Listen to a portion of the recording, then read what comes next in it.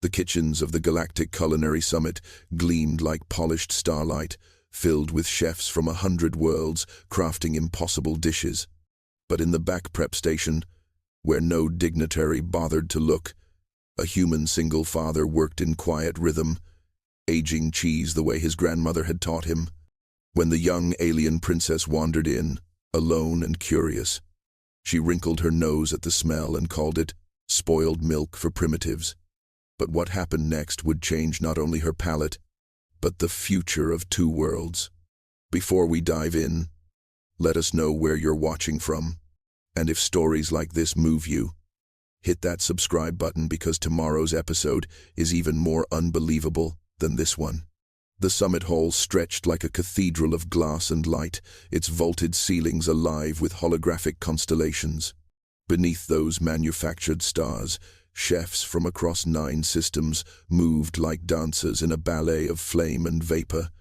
The air shimmered with molecular gastronomy, with dishes that defied gravity, with presentations that sang in frequencies only certain species could hear. And in the farthest corner, past the gleaming stations and the cameras that recorded every dramatic flourish, Thomas Chen stood before a humidity-controlled cave that smelled of earth and time. His station was small. No flames leapt from his pans, no crystalline sculptures rose from his plates. Just wheels of cheese, aging in the dark, wrapped in cloth that his grandmother had taught him to dampen with salt water and care. The other chefs passed without looking. To them, he was the human who worked with spoiled milk, the widower who took this job because his daughter needed medicine that cost more than pride. Thomas did not mind their dismissal. He had learned long ago that the best things happen in the margins, in the spaces where no one thinks to watch. His hands moved with the economy of a man who had made peace with being overlooked. He turned a wheel of aged cheddar, checking the rind for the bloom of mold that meant transformation was happening correctly. 18 months this one had waited. 18 months of temperature and humidity and the patience to let microbial life do its sacred work. A Krillian chef passed, his exoskeleton clicking against the polished floor. He glanced at Thomas's cave and made a sound like gravel laughing. "Fermentation," he said to his apprentice. "The humans cling to it like a religion. They cannot accept that purity is superior to rot." Thomas kept his hand steady on the wheel. He had heard it before. The galaxy's elite considered fermentation primitive, a reminder of times before stasis fields and molecular printers could create flavor without the mess of bacteria and time. They wanted food that was clean, instant, perfect. They did not understand that perfection and transformation were not the same thing. His daughter's face flickered through his mind. 7 years old, fighting an illness, the doctors said could be managed with treatments that drained his savings like water through a sieve. He took this contract not for glory but for her. Every wheel he aged was another month of medicine. Every dismissive laugh was another reason to keep his head down and his hands working. The summit's first day roared around him. Judges floated between stations, their translucent robes shimmering with bioluminescent approval or disdain. Thomas did not seek their attention.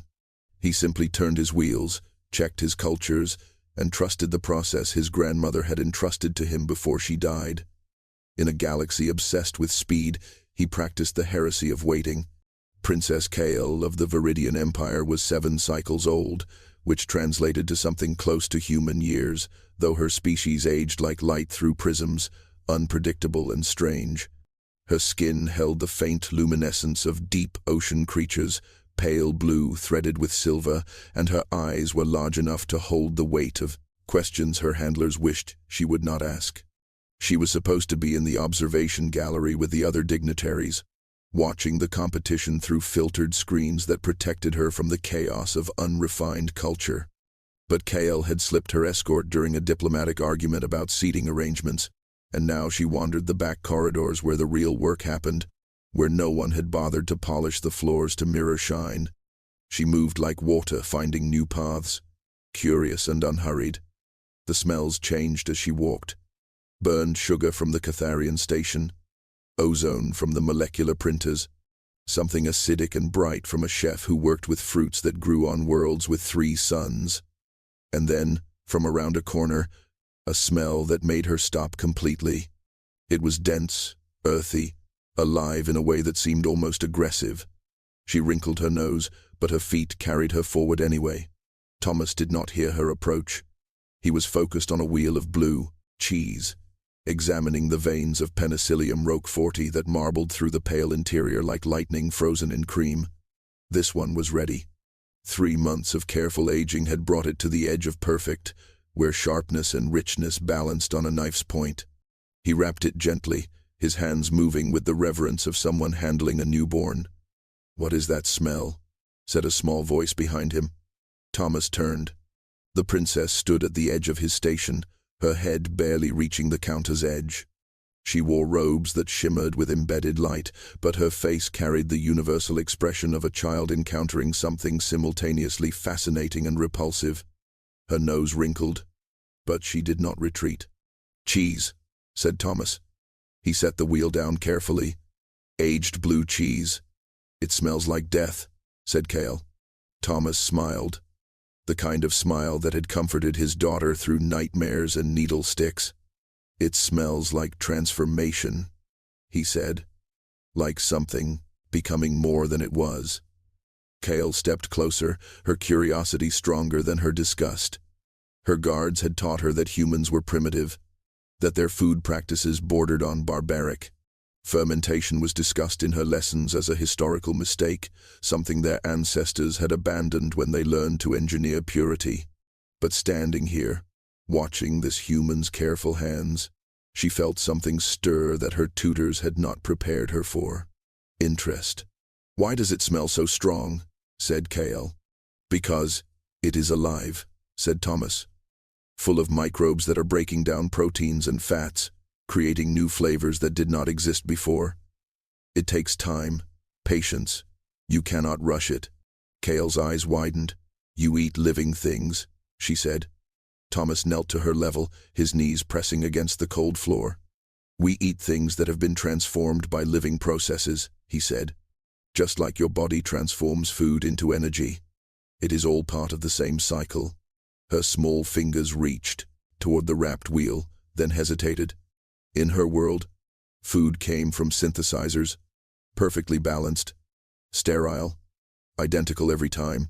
Thomas watched the princess's hand hover above the cheese wheel, trembling between curiosity and conditioning. He recognized that hesitation. His own daughter had worn it the first time she tried Brussels sprouts, convinced they would taste like the punishment they resembled. He stood slowly, giving Kael space to choose rather than retreat. "This one is too strong for a first taste," said Thomas. He moved to a different section of his cave, where younger cheeses rested on wooden boards. "Let me show you something gentler." Kael followed, her robes whispering against the floor. The cave was cool and dark, lit only by soft amber strips that mimicked sunset. It felt like a secret place, hidden from the bright chaos of the summit. She liked secrets. Her tutors filled her days with facts and protocols. But secrets felt like doors to rooms no one else could enter. Thomas selected a small wheel wrapped in white cloth. "This is a month old," he said, "barely aged at all. Made from milk, salt, cultures, and time. Nothing else." "What are cultures?" said Kael. "Tiny living things that eat the sugars in milk and create something new," said Thomas. "They are too small to see, but their work is everything. Without them, this would just be spoiled milk. With them, it becomes cheese." Kael's face scrunched in thought. Her people had eliminated bacteria from their food supply 3 generations ago, engineering nutrients directly into crystalline matrices that dissolved on the tongue without mess or risk. The idea of deliberately introducing microbes seemed insane, but this human spoke of them like artists, like partners in creation rather than enemies to be purged. "How do you know when it is ready?" said Kael. "You learn to wait," said Thomas. "You check it every day. You watch for signs. The texture, the smell, the way it responds to pressure. My grandmother taught me. She said patience is the ingredient no one wants to add because you cannot buy it or fake it. You just have to live through the waiting. Kael thought of her lessons in temporal mechanics, where waiting was considered inefficient, a flaw in planning. But Thomas spoke of it like a virtue, like something worth practicing. She looked up at him, this human with tired eyes and careful hands, and felt something shift in her understanding. "Can I try it?" said Kael. Thomas hesitated. Protocol screamed against it. She was royalty. Alien royalty. If she reacted poorly, if her biology rejected it, if her guards found out, the consequences would bury him. But her eyes held the same hunger for knowledge he saw in his daughter when she asked why stars burned or how rain knew when to fall. He could not bear to extinguish that. He unwrapped the cheese and cut a slice thin as paper. "It is mild," he said, "but it will taste different than anything you know." Kael reached for it, her small fingers closing around transformation itself. The slice of cheese rested in Kael's palm like a pale moon, soft and yielding. She brought it close to her face, her large eyes studying its surface the way a scholar examines ancient text.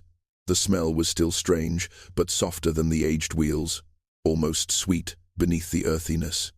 Thomas watched her with the stillness of someone who understood that this moment balanced on the edge of something larger than either of them could name. Her tutors would call this contamination. Her guards would name it violation. But Kael was 7 cycles old and tired of being told what purity meant by people who had never questioned it. She placed the cheese on her tongue. The flavor bloomed like a star being born. Salt first, clean and sharp, then cream, rich and coating, and beneath it all, something complex and alive that her synthesized meals had never whispered of. It was not one taste but a conversation of tastes, each note emerging and fading into the next. Her eyes widened, then closed, her whole body focused on the transformation happening in her mouth. This was what food could be. Not fuel, not nutrition delivered in crystalline efficiency, but experience, story, time, made edible. She swallowed and opened her eyes. They were bright with something Thomas recognized from his daughter's face when she discovered that books could take her places, her illness would not let her body go. Wonder, pure and uncomplicated. "It is beautiful," whispered Kael. Thomas exhaled a breath he had not realized he was holding. "I am glad you think so," he said. "Why does my food not taste like this?" said Kael. "Because your people chose efficiency over transformation," said Thomas. "There is nothing wrong with that choice. But it is a choice, not the only way." Kael reached for another slice, but footsteps echoed from the corridor, sharp and purposeful. Her guards. Thomas saw her small body tense, saw the wonder drain from her face and replace itself with the careful blankness of a child who had learned to hide what she loved from those who would take it away. "Princess Kael," called a voice like wind through crystal caves. "The delegation searches for you." 2 Viridian guards appeared at the entrance to Thomas's station, their bodies tall and angular, their skin the deeper blue of authority. They saw Kael, saw Thomas, saw the cheese still in her hand.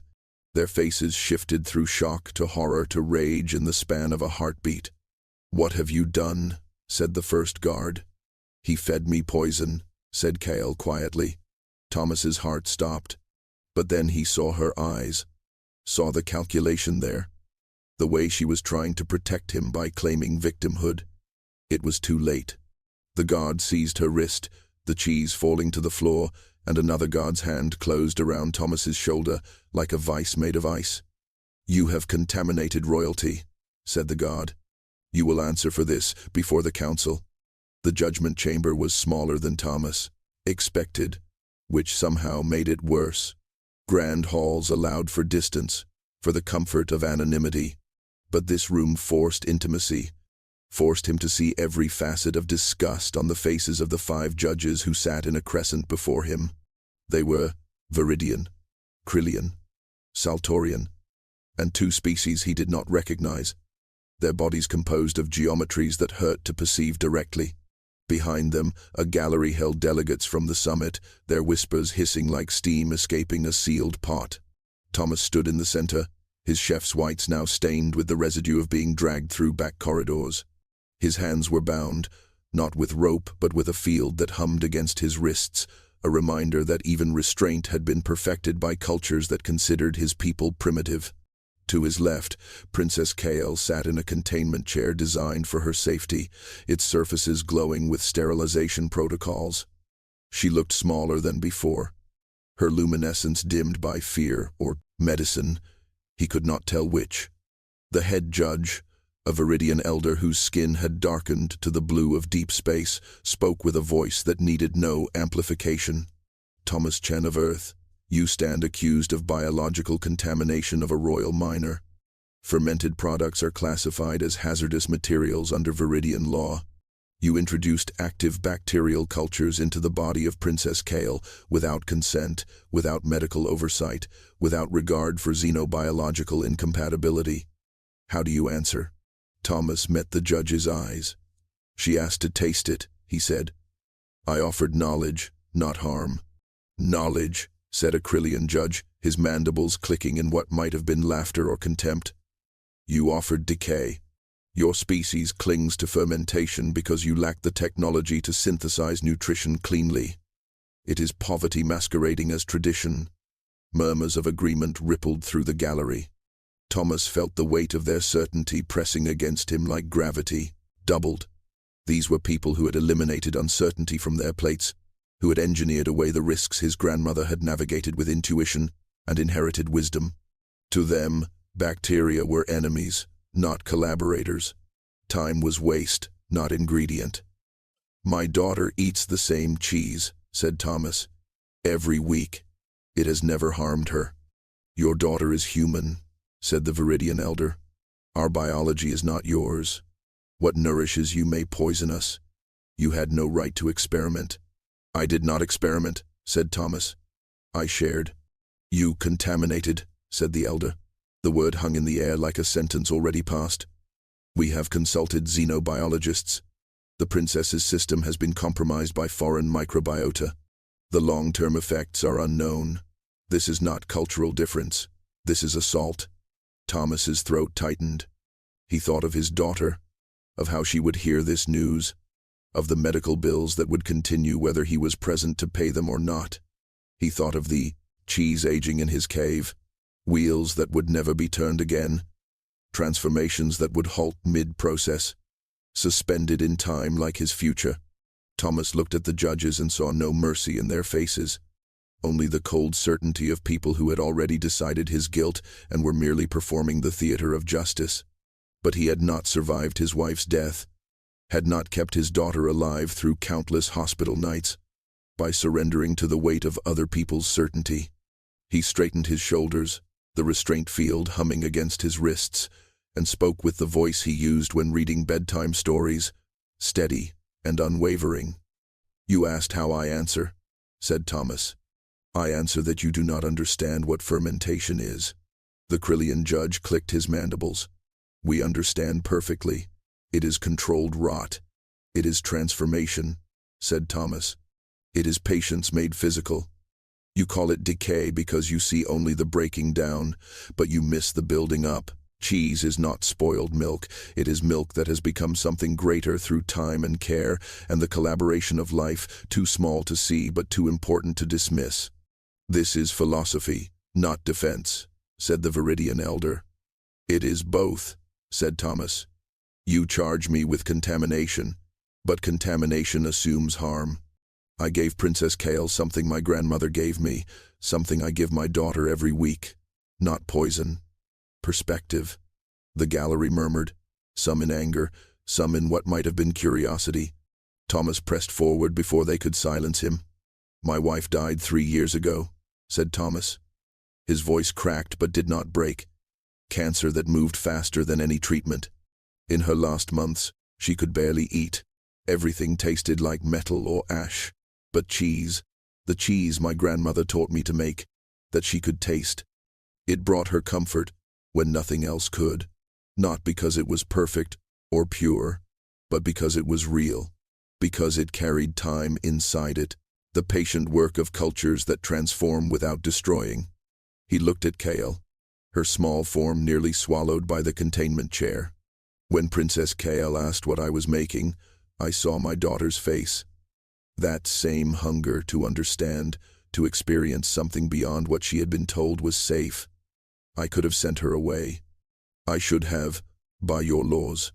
But I could not bear to teach a child that curiosity is dangerous, that questions lead to punishment. You taught her to ingest bacteria, said a Soltorian judge, her voice like wind through reeds. I taught her that transformation requires time, said Thomas, that the best things cannot be rushed or synthesized or made efficient. I teach my daughter the same lesson every day as we wait for her treatments to work, as we hope the medicine will transform her illness into health. Patience is not primitive, it is sacred, and if that makes me guilty, then I am guilty of believing that some things are worth waiting for. The chamber fell, silent.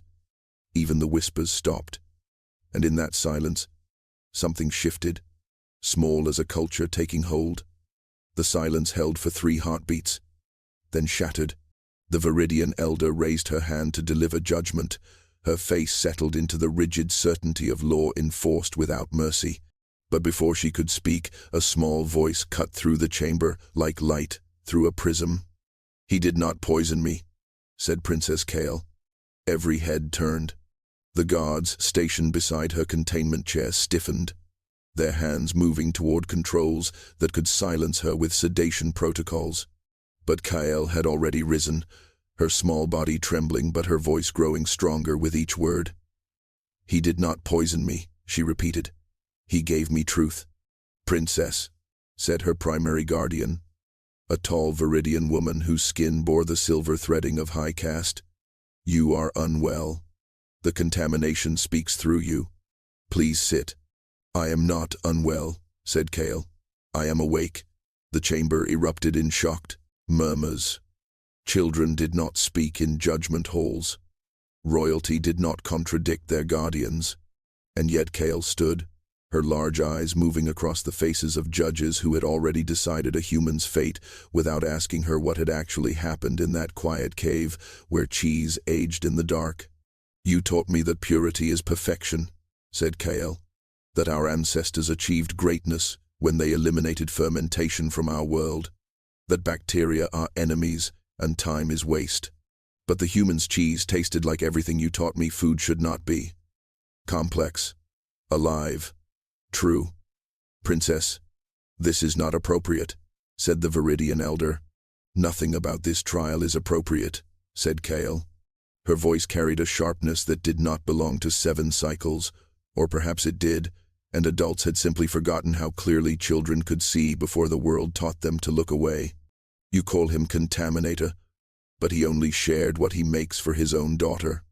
You call fermentation primitive, but our oldest texts, the ones you keep locked in archives I am not supposed to read, they mention it. Our ancestors knew this process before the Great Purification." The judges shifted. Several exchanged glances that spoke of uncomfortable truths. The gallery leaned forward, hungry for scandal or revelation.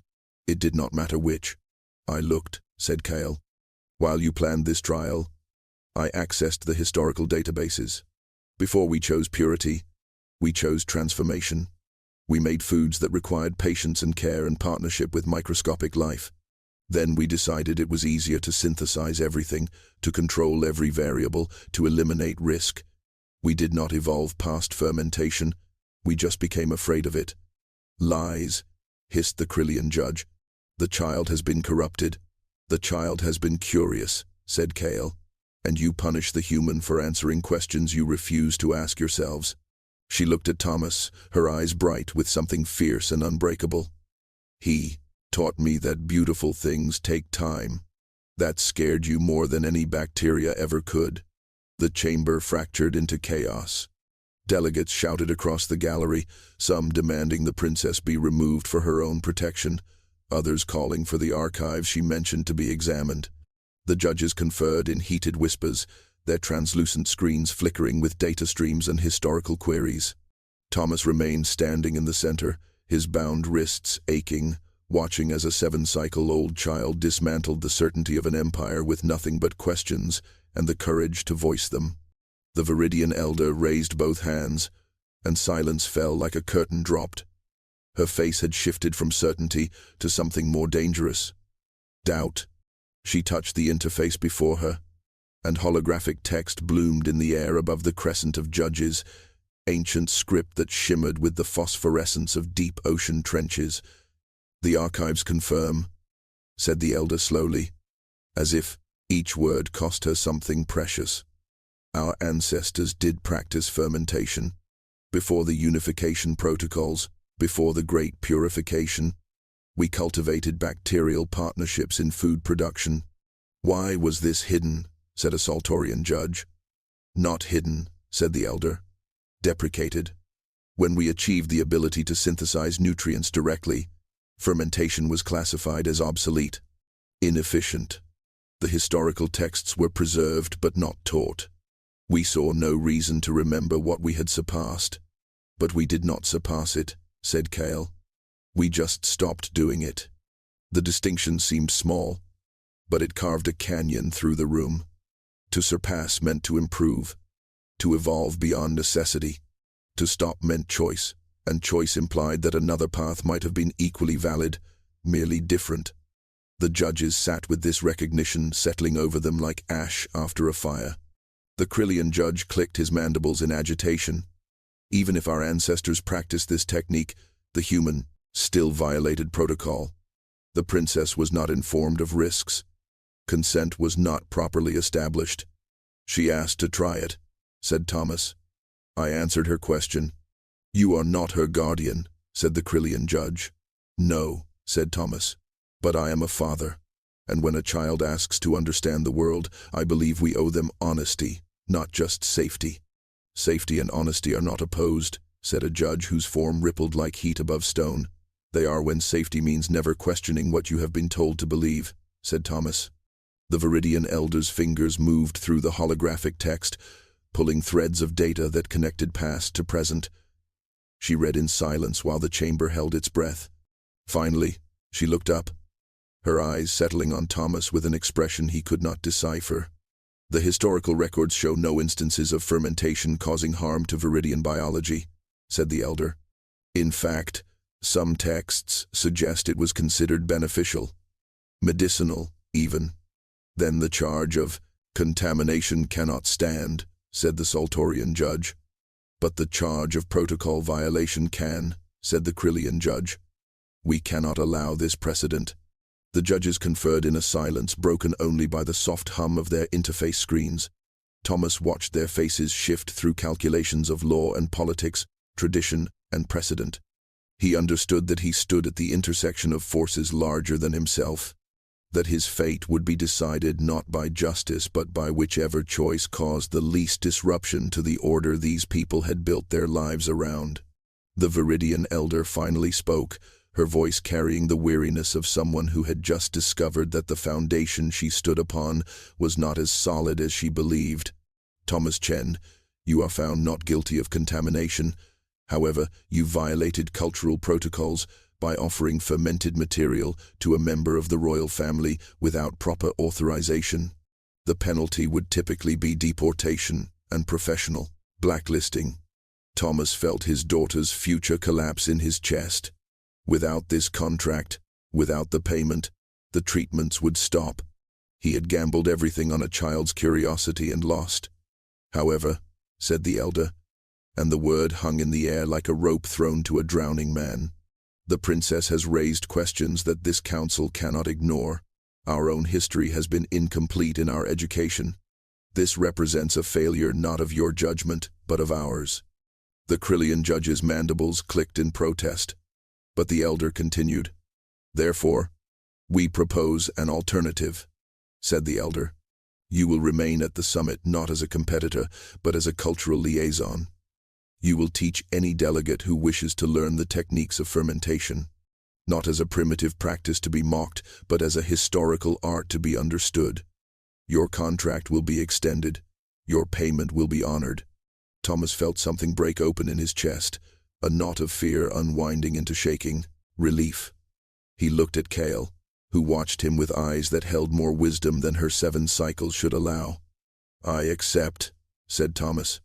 "But I have one condition." The judges stiffened. Humans did not make conditions. "Princess Kael should be allowed to attend the lessons," said Thomas. "If she wishes." She asked the first question. She should be permitted to hear the answers.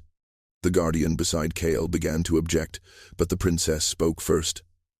"I wish to attend," said Kael. The elder studied them both, this human father and this alien child, bound by curiosity and cheese and the courage to question what everyone else accepted. She nodded slowly. "The princess may attend, under supervision," said the elder. "Let it be recorded that this judgment favors learning over fear." The trial ended not with a gavel but with a release of breath, collective and cautious. Thomas's restraints dissolved. Kael stepped from her containment chair, and in the gallery, a junior Viridian chef raised her hand, tentatively, the first to volunteer for lessons in an art her ancestors had known and her generation had forgotten. Others followed, slowly at first, then in a tide. 6 months passed like the aging process itself, slow and transformative. Thomas's prep station evolved into something between a classroom and a sanctuary, where delegates from a dozen worlds gathered to learn the alchemy of patience. They came skeptical, arms crossed, mandibles clicking, but they stayed when they tasted what time could accomplish. The Viridian chefs proved most devoted, hungry to reclaim what their culture had buried beneath the pursuit of perfection. Princess Kael attended every session her diplomatic schedule allowed. She learned to check rinds for proper bloom, to regulate humidity, to understand that mistakes were not failures but data. Her guardians watched nervously at first, then with grudging respect as they saw her confidence grow alongside her knowledge. She asked questions that made the adult chefs pause and reconsider techniques they had begun to take for granted. Thomas's daughter recovered. The treatments worked, her illness retreating into remission, and she visited the summit during its final week. She was small and pale but laughing, and when Kael met her, the two children spoke in the universal language of curiosity and cheese. They compared notes on their fathers, on patience, on what it meant to wait for something worth having. The unity ceremony arrived on a morning when 3 moons hung visible in the daylight sky. The summit hall filled with delegates, cameras, dignitaries draped in their finest bioluminescence and metals. But the center of attention was not a molecular masterpiece or a gravity-defying sculpture. It was a single wheel of cheese, aged for 6 months by Viridian students under Thomas's guidance, the first fermented food their culture had produced in 3 generations. The wheel sat on a simple wooden board. Its rind was pale gold, dusted with the white bloom of beneficial mold. It smelled of earth and caves and the patient work of invisible life. Kael stood beside it, older now, her luminescence brighter, and beside her stood Thomas's daughter, still weak but smiling. Together, the 2 children cut the first slice. The cameras caught the moment as they each took a piece and tasted it simultaneously. Kael's face showed the same wonder she had felt 6 months ago, but deeper now, enriched by understanding. She knew the weeks of turning, the careful temperature control, the daily checks that her classmates had performed. She knew the patience embedded in every molecule. "This is what transformation tastes like," said Kael to the assembled delegates. "Not better than synthesized food. Not worse. Just different. Just true." She offered slices to the judges who had tried Thomas, to her guardians, to the Krillian chef who had mocked fermentation as primitive. Some accepted readily. Others hesitated before taking the offered piece. But all of them tasted it, and in tasting, acknowledged that purity and transformation could coexist, that progress did not require abandoning every ancient practice, only understanding which ones carried wisdom worth preserving.